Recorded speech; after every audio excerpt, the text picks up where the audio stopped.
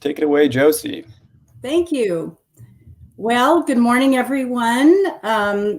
Thank you for joining this session. I'm Josie Hickel. I'm with the Chugach Alaska Corporation, and I'm of Aleut descent. I'm originally from Seward, Alaska. I grew up more in the Moose Pass area, and my husband and I, we have a boat we keep in Whittier, and we spend a lot of time out in Prince William Sound. It's just spectacular. It's my favorite place on the planet.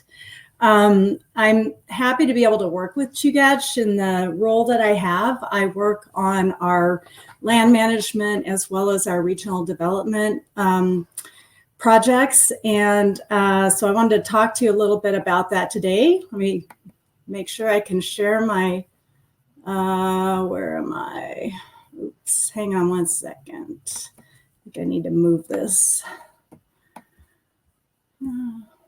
Always some little thing here on these fun meetings. Okay.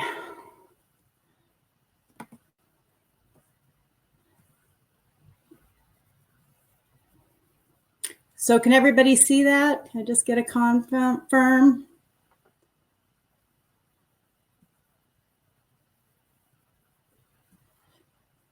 Okay, great.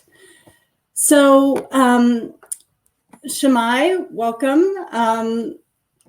Again, as I mentioned, I'm with the Chugach Alaska Corporation, and I want to talk a little bit today about our lands, but I can't talk about our lands without talking a bit about our history. And you heard from Willow with the Chugach Regional Resources Commission earlier, and she gave you a little bit of an overview of the tribes, the Chugach tribes, and those in particular in the Prince William Sound region. This is what you're seeing as a picture, and it's some folks boating out by kayak, or badarka, as we like to call them, to church. And so you'll see some of them have a vest and a tie and their hats on, looking church-worthy. And this photo was taken around the Valdez area. As Willow noted, the Chugach people have been in the Prince William Sound region for thousands of years. And the people are people of the land and the sea. They subsisted, and all of their cultural and traditions were centered around the coastline. And so the traditional foods consisted mainly of fish and marine mammals. Of course, there was plenty of berry picking and hunting on shore. And it was a great lifestyle, and it roots us in our culture, and it also is rooted to our lands. Chugach is one of 12 Alaska Native corporations, and I know many of you on the call today are very familiar with our Alaska Native corporations. There were, during the development of the Alaska Native Claims Settlement Act, there were 12 regions the state was separated into. And what's interesting, I think, about the Chugach region is initially it was not even going to be one of the 12. They looked at separating it. Part of it would have gone into Southeast, and part of it would have gone into the Cook Inlet, the Seri region, and Sea Alaska. But the Chugach people really came together and said, no, we're unique. We're different.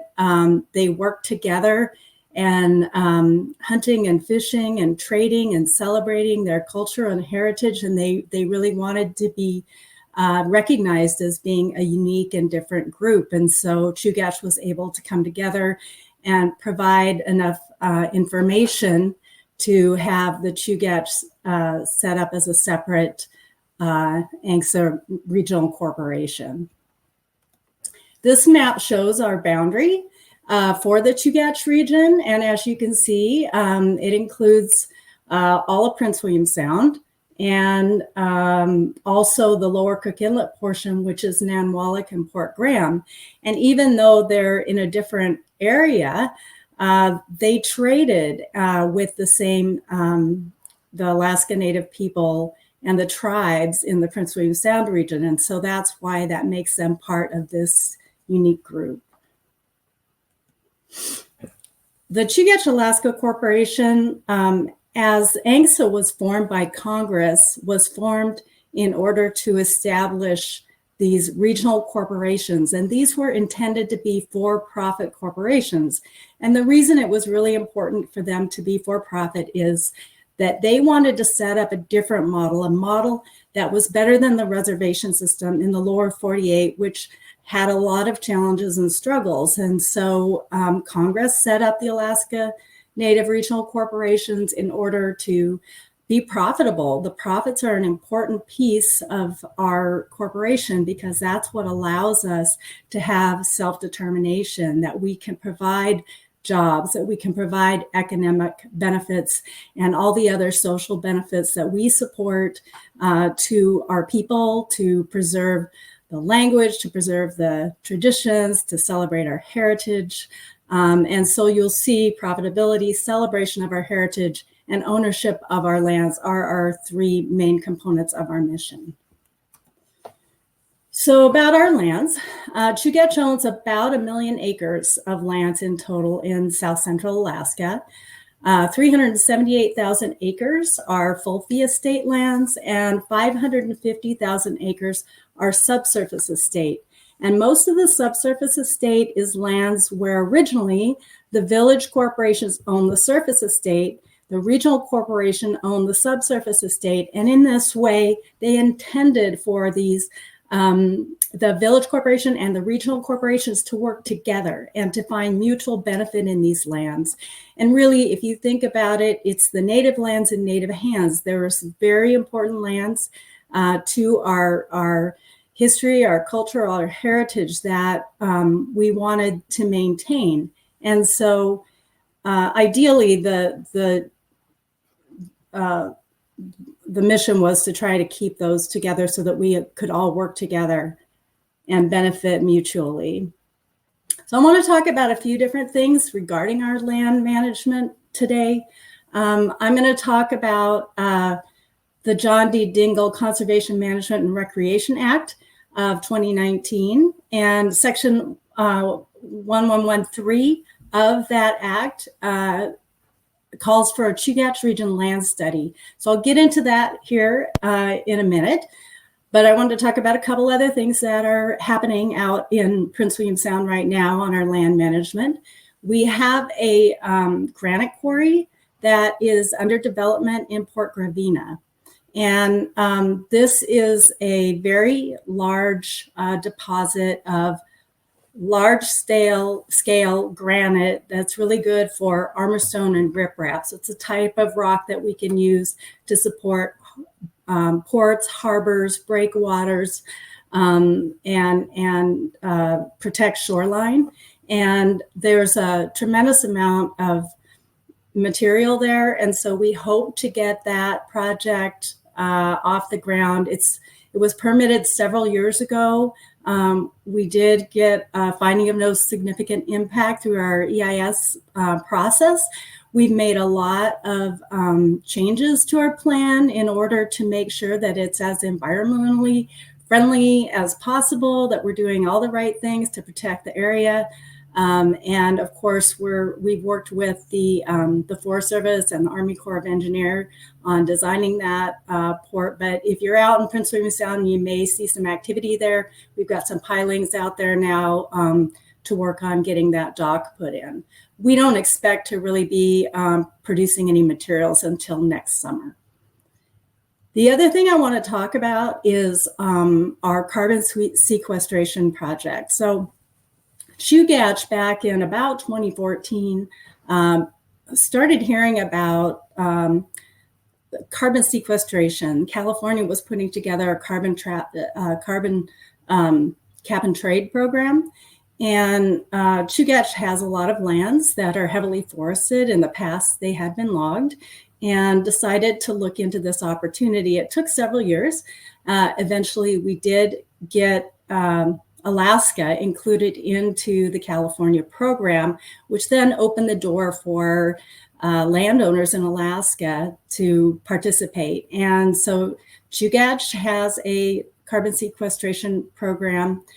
See, Alaska and Otna also have carbon sequestration programs. And this is really We talked earlier about there are references to climate change and things that we can do as responsible landowners and stewards of our land to help offset climate change. And the carbon sequestration program is one way to do that. So we have roughly 115,000 acres of lands in Prince William Sound that we've put into the carbon cap and trade program. What that means is we've made a 100-year commitment, and over that 100-year period, we commit to maintaining those carbon stocks. What's nice about that program is while we're committing to maintaining those carbon stocks in our forest, we can also do other types of activities. So it doesn't limit our shareholders from subsistence activities, hunting and fishing. We just have to commit to maintaining those carbon stocks. So it's a really fascinating program. Part of what we did when we began that program, along with that, we sold the coal rights in the Bering River coal field. We had 62,000 acres of coal rights. We sold those for conservation. We worked with the Nature Conservancy and the Native Conservancy so that those coal rights are forever conserved. They'll never be developed. So that was something we were really happy to do and pleased to be part of that project and work together with the Nature Conservancy on that.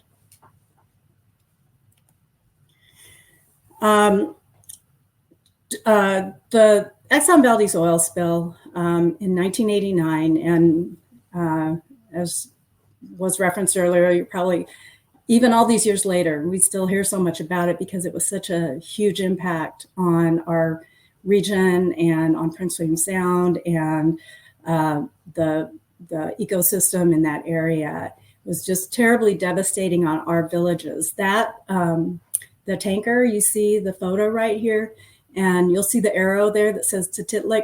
Titlik was only about a mile away from the spill. It truly was a ground zero situation. Chaniga also very close. Their subsistence was devastated after the spill, and it remained so for years. We still, as many of you know, the Pacific herring have never come back to the level that they were before.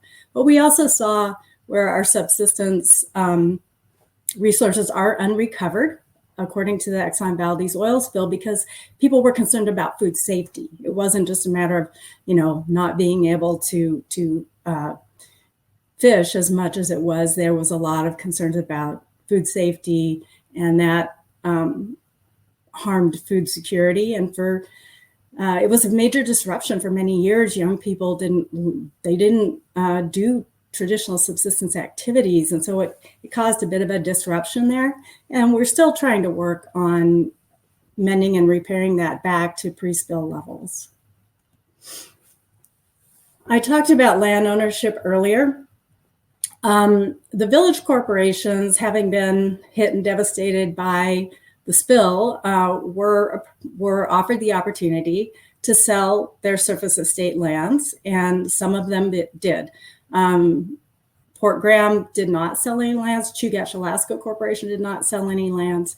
But what the pink area on this map represents is those lands where the village corporation sold the surface estate and where Chugach Alaska Corporation owns the subsurface. And the reason that I wanted to point this out is because it goes back to the Dingle Act I mentioned earlier. Because we own the subsurface estate, now the federal or state government own the surface, and they put conservation easements on the surface. So we have a challenge with land management. Our charter for how we use our lands isn't the same as it might be for the Forest Service or the Park Service. And those conservation easements have certain restrictions and things that you cannot do on those lands. And so that's caused a bit of a challenge for us, what we call a split estate challenges. And so those are the lands that are part of this Chugach Region Land Study under the Dingle Act. These maps show our Chugach lands in Prince William Sound. And what you'll see here, the green on the map is full fee estate, where Chugach owns the full fee. The blue is the lands where Chugach owns the subsurface, but the village corporation owns the surface. And the brown area is those EVOS lands, again, where we own the subsurface and the top is the conservation easement. And this is just another part of the map down towards Cordova that shows the same thing. So the goal with the Chugach Region Land Study is that, and it's been going on for 2 years, roughly, a little bit over 2 years. It was supposed to be done in 18 months, but the federal government with the BLM as a lead agency is doing a study of land management in our region and a study of the impacts of the purchase of those EVO surface estate lands on Chugach lands, and on the region. That study is intended to include a recommendation for a land exchange, and that will then go to Congress and has to be approved by Congress. We're getting really close to where we think that study is going to be submitted to Congress. We're being told by the BLM early June it will go to their DC office where it will be reviewed there.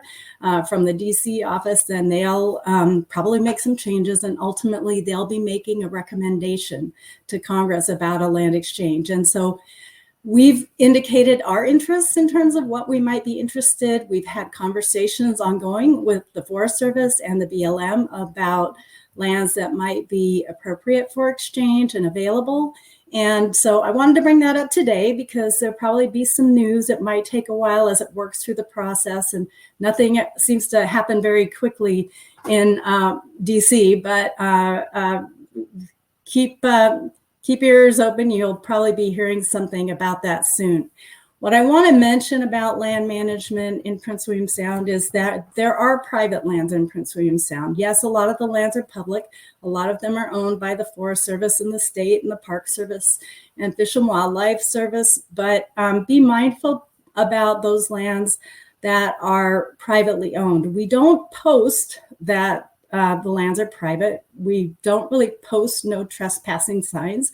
What we ask is that you be respectful, that you leave no trace. Anytime you go anywhere, just make sure you clean up after yourself, that you're very mindful about potential private property. Obviously, the villages are an area where they own a lot of those lands near their villages, and those oftentimes are private lands. I know in the cruising guide to Prince William Sound, there's references there to areas that are privately owned, so that's always a good resource too. Josie, thank you so much. We've reached the end of our time here. Okay. So we so appreciate you presenting, and we are going to go ahead and call up Jack Blackwell. He is the Alaska State Park Superintendent, and he should be joining us here in just a moment. Thank you again, Josie.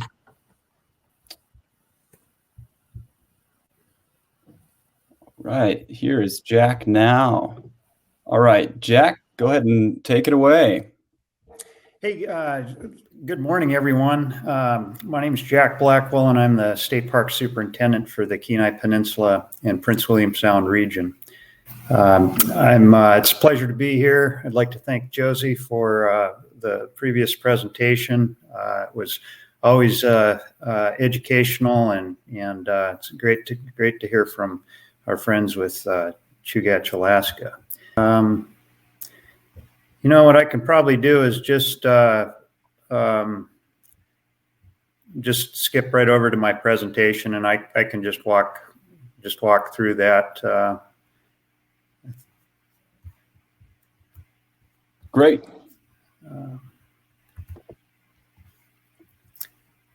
Okay, and just to check, William, what do you see on your screen right now? Right now, we've just got a visual of you. Okay. All right. Well, I apologize for, I'm not sure why I can't seem to share my screen. It seemed to work fine when I tested it, but we'll just have to go this route then. And let's see. I just wanted to mention that, again, I'm the superintendent for the state park system. The region includes the Kenai Peninsula and Prince William Sound.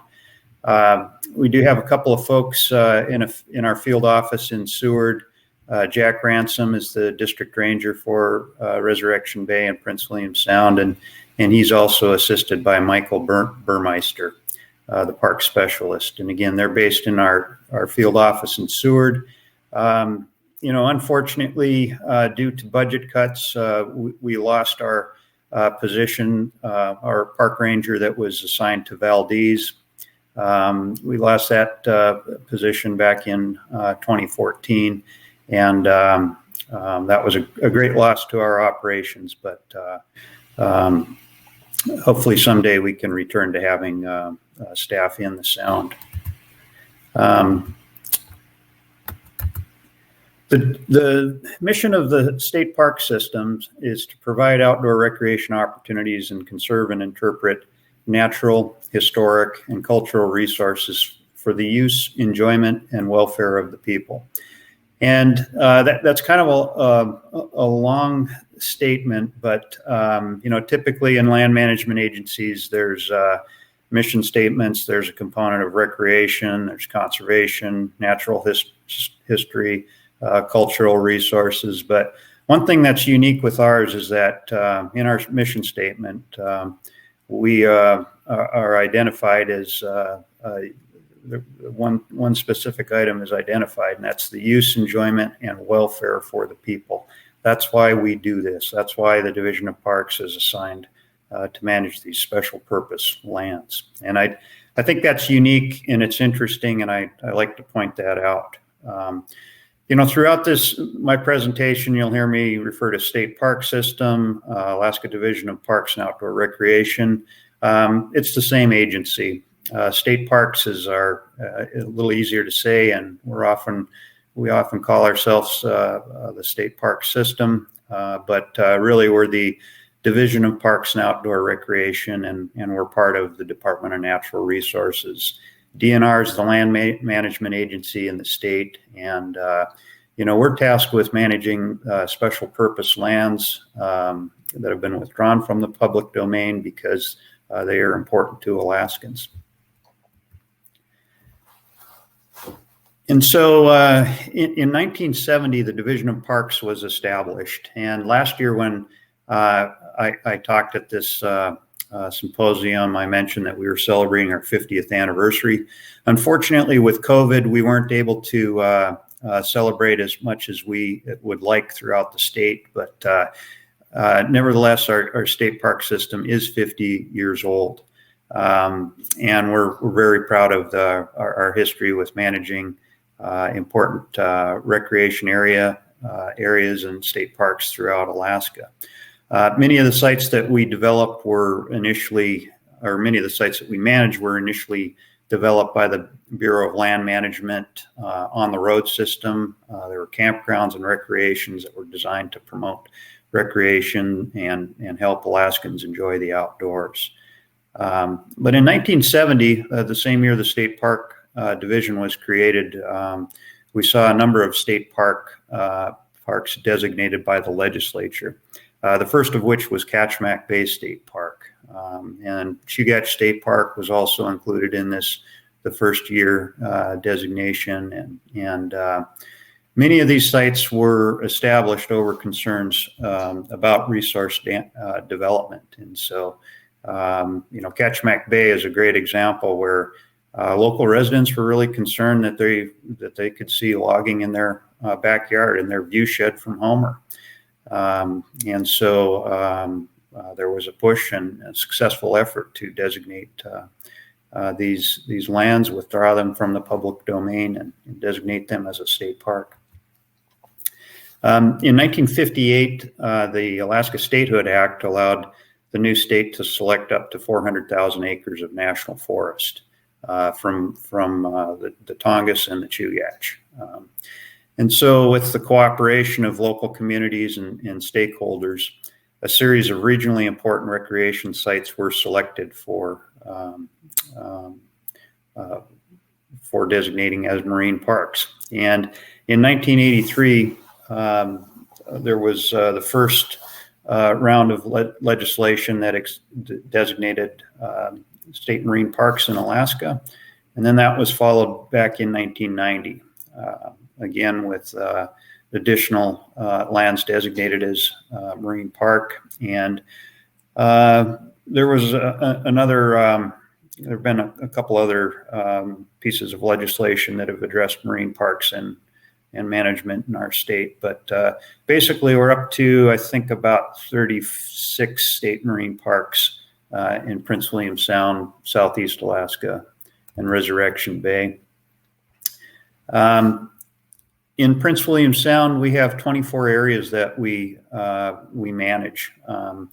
And they include the state marine parks that I just mentioned, as well as sites that were acquired with Exxon Valdez oil spill funding. And that's what Josie touched on earlier. We manage a number of sites where in the Sound that we've acquired with EVOS funding. They are now managed as part of the state park system. And we're very proud of the new lands that have been added to our management portfolio. Unfortunately, I can't pull up my PowerPoint, but I have a map that you can refer to on the Alaska State Parks website. If you go to alaskastateparks.org, and again, that's alaskastateparks.org, you can find the Kenai Prince William Sound region, and there's you'll find a map that you can access that shows the parks on the North Gulf Coast and Prince William Sound, as well as Resurrection Bay. The one thing I would like to mention about the state marine park system is that the marine park system, the marine parks were selected and designated because they are important recreation and subsistence areas for local residents and visitors. They're an important part of our culture. And Alaskans stepped up and identified these areas and were successful in designating them as marine parks. But one thing I would like to point out is that the Alaska State Marine Park System also links with the marine parks in British Columbia and Washington, and collectively they form an international network of public land and water for recreation purposes along the North Pacific Ocean. And in 1979, Alaska Magazine featured an article that was written by Neil Johansson, who was the chief of planning for Alaska State Parks at the time. And that is a very interesting article. If you can't find it and would like to a copy of it, I'd be happy to send you a scanned copy. But the title of the article was "Marine Parks for Alaska: The International Connection," and it talks about the concept of designating this marine park system in Alaska in our new park system, and how that would tie in with the parks in British Columbia and Washington State. And I think when you look at it from that perspective, that's kind of an interesting way to view marine recreation and management and of these recreation areas. So it's a good article. If you haven't seen it, it's worth a read. Again, 1979, April, Alaska Magazine. So in 1989, of course, the tragic Exxon Valdez oil spill it affected many of our marine parks in south central Alaska, not just the Sound, but of course, Resurrection Bay, the Kenai Peninsula, and Kodiak. In 1995, the state completed the Prince William Sound State Marine Park Management Plan. And after that was completed, the state was able to develop a number of recreation facilities through the State Marine Recreation Project. It was a multi-million-dollar project that developed facilities and trails, cabins, campsites on state park lands in the spill area.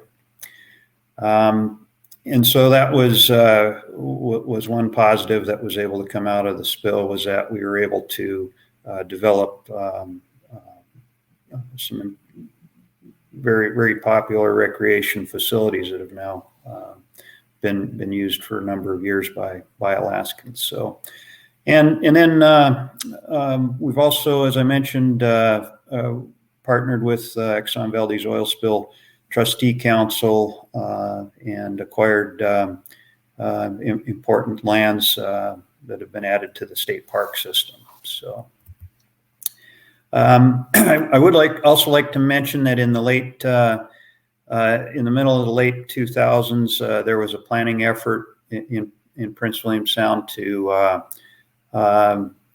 look at potentially designating a marine trail. The working group, through various public meetings and public input, identified a marine trail between Whittier and Valdez with the side spur to Chuniga that highlighted existing recreation facilities. And there was also a recommendation that additional facilities that were identified in the 95 State Park Management Plan be pursued for funding. So there hasn't been a lot of effort with that since the initial planning effort, but it is, I'd just like to bring that to folks' attention that there was a pretty extensive planning effort in the mid to late 2000s for this marine trail. I'd also like to reference that in 2006, an economic report that the University of Cooperative Extension Service prepared in 2006. It was about how state park visitors impact Prince William Sound and Resurrection Bay communities. The great survey of park users that basically identified that visitors in the Res Bay and Prince William Sound State Park spent about a little over $12 million annually to visit these state parks. And so that was back in 2006, and that worked out to about $150 per person per day. So I think it's always great when we can actually put a dollar figure on the importance of these public lands, and I think that would probably be a little on the low side, especially if we were to look at that today.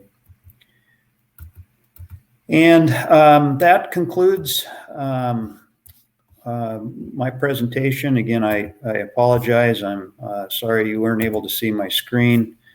I'm not sure what the glitch was with that, but yeah. Thank you very much.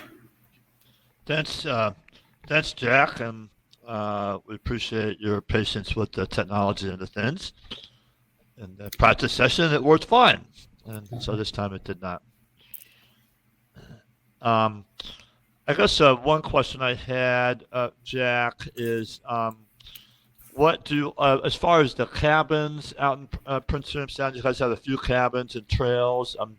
Do you have maintenance plans, or what's the future of those look like? Yeah, good question, Paul. So we have 3 public use cabins in Chute Bay State Marine Park, and those cabins are managed by a contract operator in Valdez, the Valdez Adventure Alliance. They operate the state park recreation areas in Valdez, including the cabins at Chute Bay. And then the other public use cabin that we manage is at Decision Point State Marine Park at Squirrel Cove, and we maintain that cabin ourselves, and our staff in Seward generally travel over the beginning of the season, the springtime, to do the annual maintenance on it, and then we'll check on it throughout the year. But the state really has. We have a really skeletal crew, and we really rely on park visitors to help us out.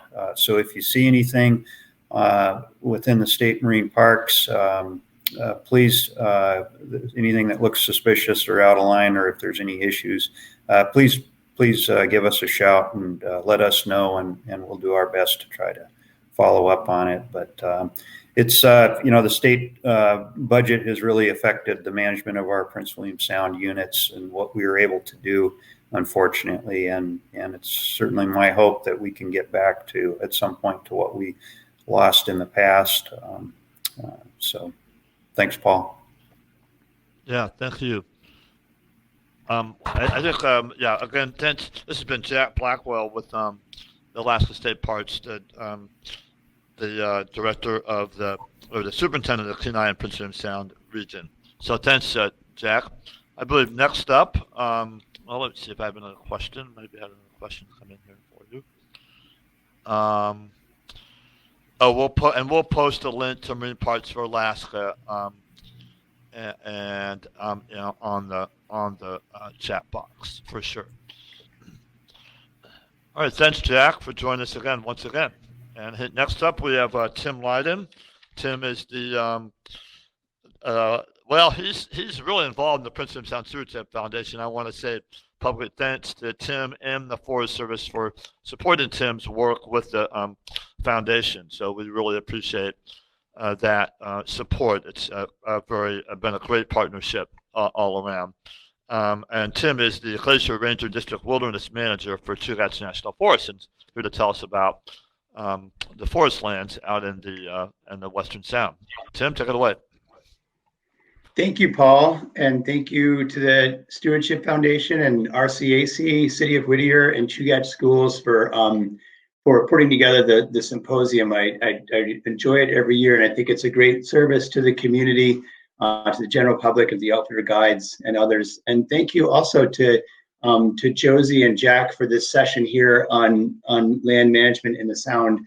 I find this to be really helpful too. And every time I hear from Josie or Jack, I learn something new about the lands in Prince William Sound. So I really appreciate their time too. And so I'm Tim Lyden. I'm with the Chugach National Forest, and I've been here on the Chugach for about 10 years, working in the wilderness study area, and before that, about 20 years on the Tongass, mostly working in wilderness down there. I'm going to share my PowerPoint here.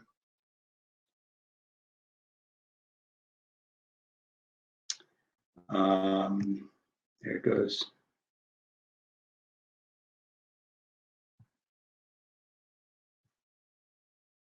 So, Paul, is that showing up in slideshow? Looks good, Tim. We see it. Okay, Yes. Thanks, William. Awesome, great. Well, I'm just going to run through a little bit about the National Forest broadly, and then focus in on the wilderness study area in Western Prince William Sound. And we'll use a few maps here. Here's a map of the Chugach National Forest, second largest national forest in the United States after the Tongass in Southeast Alaska. The Chugach is about 5.5 million acres, and you can see in the map here it has three general geographic areas, from the Kenai Peninsula over to Prince William Sound and the Copper River Delta. And we have district offices that roughly align with those three geographic areas, and we have our supervisor's office in Anchorage. And another map that Josie and Jack also described, just the different land ownership in Prince William Sound. And it's just so important, it's very easy when you're in Prince William Sound to look around and assume it's all public land or assume it's all national forest. And that's what's so great about this session, is really helping people understand that that's far from true. There's a lot of corporation lands, state lands, and other lands out there. And if anyone would like resources on identifying those lands, let me know and I can help you track them down. But obviously there's a lot, it's a lot more than just national forest. And then when you get looking at the national forest, here's another display of the Chugach. And everybody knows your national forests are managed for multiple uses. And this map right here is from the recently revised forest plan, revised last year. And it shows the different management prescriptions on the forest. And, when you look at national forests, you'll find logging and mining and ski areas. visitor centers, reservoirs, habitat, all kinds of different uses. And up on the Chugach, we don't have a timber program. We do have minerals activity and other things. And that's what these colors kind of get at. But you see that there's three dominant colors here. The brown is a backcountry prescription, which is a lot to do with recreational opportunity. The purplish eggplant kind of color over there by the Copper River Delta is a 501c or ANILCA designation for fish and wildlife habitat. And then that teal color in the center, that's the wilderness study area. And I have a website here. If you want to look at the forest plan that was revised last year, you can go to this website. And that will tell you a little bit more about the different management areas and how the forest is managed. There's some really great information there. And now I'll focus in on the wilderness study area in Western Prince William Sound. And we'll use the chat box. I have a question. You see the map there. So the wilderness study area is part of the Chugach National Forest. And my question is, are the marine waters of Prince William Sound included in the wilderness study area? Are they managed as part of the wilderness study area? And you can put the answers up in the chat box. And as you're mulling that over, I'll let you know that the WSA, the Wilderness Study Area, is quite large here. It is Columbia Bay over here, down through Naked Island, Knight Island, Bainbridge, Port Nellie, Blackstone, Harriman, College. It's a very big area. It's about 2 million acres, which makes it about the size of Yellowstone National Park. It's all part of the Glacier Ranger District, so it's administered out of our Girdwood office. And the WSA comprises 37% of the Chugach National Forest, so it's a very large part of the forest. And to answer the question, no, the marine waters are not part of the National Forest. National Forest management begins at about the high tide line on the beaches. And then one other thing that's interesting that Josie actually reminded me of is that the WSA is still listed as an injured resource by the Exxon Valdez Oil Spill Trustee Council. And that has to do with some of the species that Scott was talking about that are not fully recovered. So that affects your experience with the WSA. But there's also, there's oil remaining on some of the beaches, underneath the beaches, and some other impacts to the land. So it's still listed as an injured resource. A little bit about the character of the area. Sorry. Okay. One thing about this photo, if you can see my cursor, this photo is up in Harriman Fjord. So Surprise and Harriman Glacier will be down this way on the left, if you can see my cursor. In the center, that's Cascade Glacier, and this is Cox Glacier, as it looked some years ago on the right. And the area of instability that Hig and Dave will discuss in a little while, that's roughly right around here, this arc, big, massive piece of rock over here. So that's what folks been talking about for the Barrier Arm landslide, just as a point. But a little bit more about the WSA. There's about 20 tidewater glaciers there. It's the highest concentration of tidewater glaciers anywhere in Alaska. It's the northern limit of the temperate rainforest that begins down in coastal California. It's the northern limit for yellow cedars. There's hundreds of lakes, a couple thousand miles of shoreline, lots of fish and wildlife habitat. And as we've been hearing this morning, it's an area of historical and cultural significance. And with that, there comes a lot of opportunity, and people come to Western Prince William Sound, as many of you know, for a lot of different reasons, including commercial fishing, subsistence, sport, hunting and fishing, kayaking, camping, sightseeing, inspiration, spending time with family and friends, much like Jack was talking about. These lands are very important to the public. And all the uses that we talk about, they also contribute to the a really thriving recreation and tourism economy in South Central Alaska.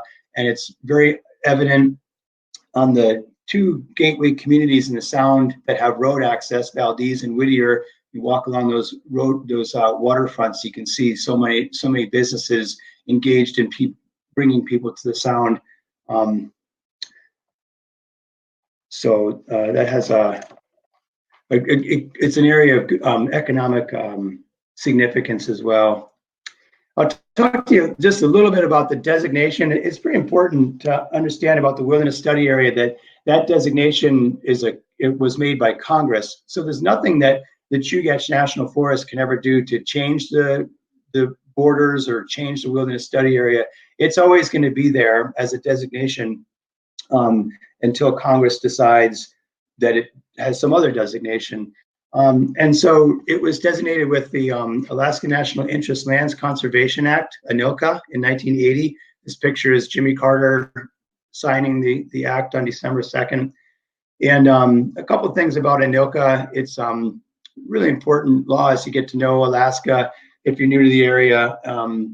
But it's the largest lands conservation act in U.S. history that designated about 104 million acres of conservation units, national parks, refuges, including 56 million acres of wilderness across Alaska.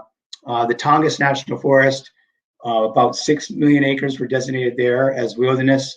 There's no federal wilderness on the Chugach National Forest, and instead, Congress decided that there would be this wilderness study area, and that's kind of an interim designation. It's interesting how that came about. It has a lot to do with the land conveyances that were underway, and also plans for hatchery development and other aquaculture needs in Prince William Sound. So Congress wasn't quite ready to designate wilderness there.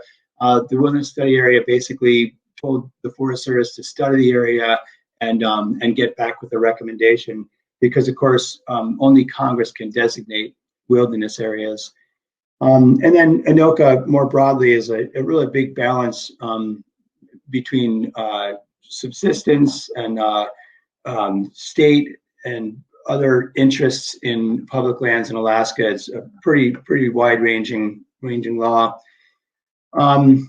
Here's a little timeline about the WSA. So it's designated in 1980 and about 2 million acres. So the Forest Service did in 1984 get a wilderness recommendation back to Congress, recommended about 1.8 million acres be designated. And at that time, the Chugach National Forest, because ANILCA does not have overall management direction for the WSA, the forest said that we'll manage it to preserve its wilderness character until Congress determines otherwise.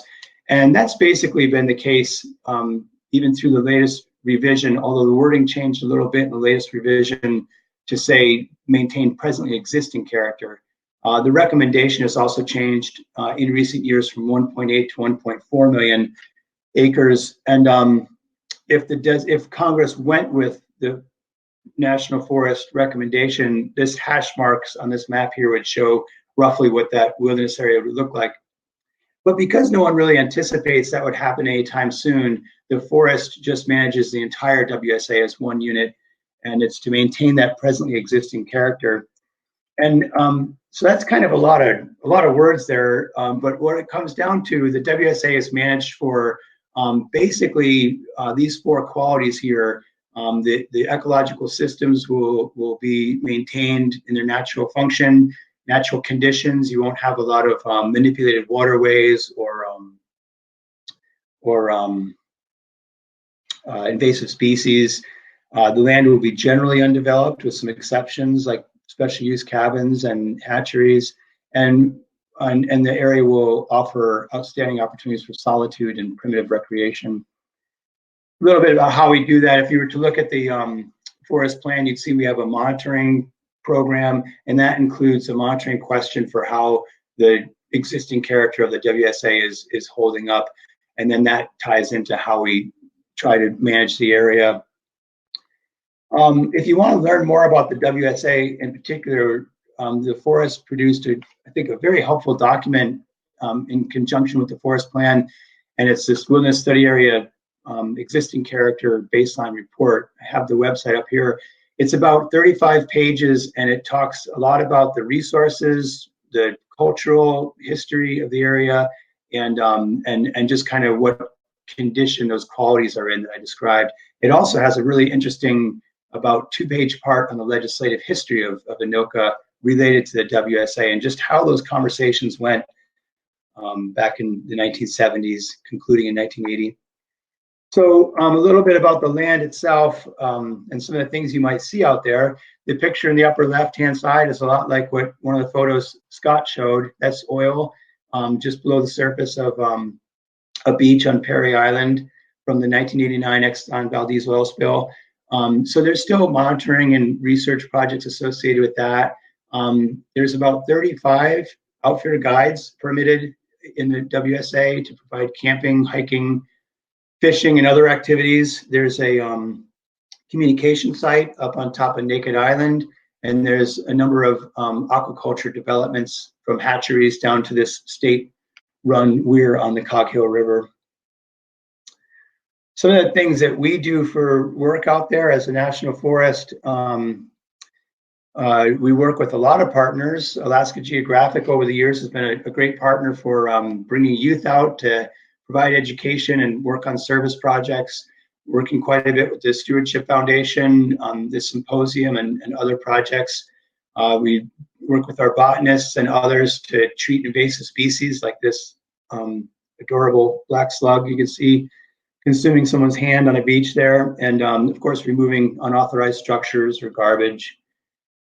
We've been working in recent years to rehabilitate and even enhance camping opportunities in some very popular areas like 17 Mile Beach here in Blackstone Bay, trying to repair resource damage at these popular places and at the same time make camping a little more comfortable in persistently wet areas.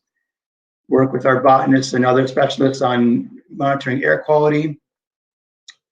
And I'll talk a little bit more about this later, but in our session at noon. But we also work with the Stewardship Foundation and Gulf of Alaska Keeper and others to address marine debris that's a persistent arrival on beaches in the Sound. And this photo here is actually part of our Voices of the Wilderness artist residency, which is run by Barbara Lyden out of the Glacier District Office.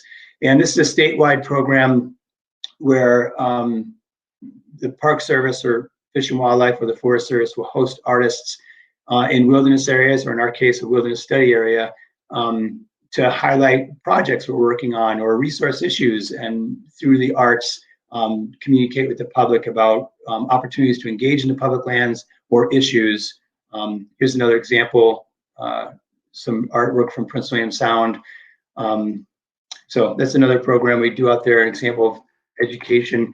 And there's a lot of partners to thank for the work we do out there. Again, the Prince William Sound Stewardship Foundation, Alaska Geographic, RCAC, Gulf of Alaska Keeper, Kinnick Canoe and Kayakers, and others that really help us do a lot of work out there. And I think that's about all I had for the WSA. I'm going to try to figure out how to get out of my PowerPoint here. Thanks, Tim. Yeah. Again, Tim's been very instrumental in the Prince William Sound Stewardship Foundation with support for the Glacier District of the Chugach National Forest, and we really appreciate that support. And I had a question for you, Tim.